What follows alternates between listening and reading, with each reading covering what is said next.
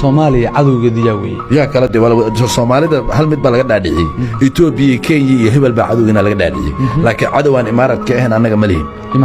Imaaraadka cadowga ugu weyn ee Soomaali ay leedahay waa asaga in adeer sidee waa sidee sidee cadow noogu yihiin in adeer cadow aan Soomaali mar walba wax noo sheegay inay garab taagan Soomaaliya horumarkeeda waxa Soomaaliya horumar la gaari lahayd Soomaaliya la noqon lahayd Maxamed Siyaad Barre Allah u naxariistay waagii uu madaxweyne ahaa nabad oo noogu dambeysay fadhi noogu dambeeyay harsan noogu dambeeyay nafaqo noogu dambeysay raaxo noogu dambeysay Maalik Maxamed Siyaad Barre halka ka tagay ilaa maxaa soo dagaalanaa ma taqaanaa because dad baa ka shaqeeyo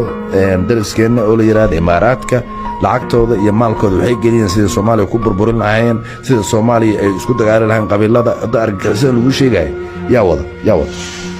bana karnaa yaa been lagu sheegay argagixisadan beel baa loo qoraa intaasoo milyan oo lacag Imaaraadka dhiibay intee u mariyaan maamul goboleedyada u mariyaan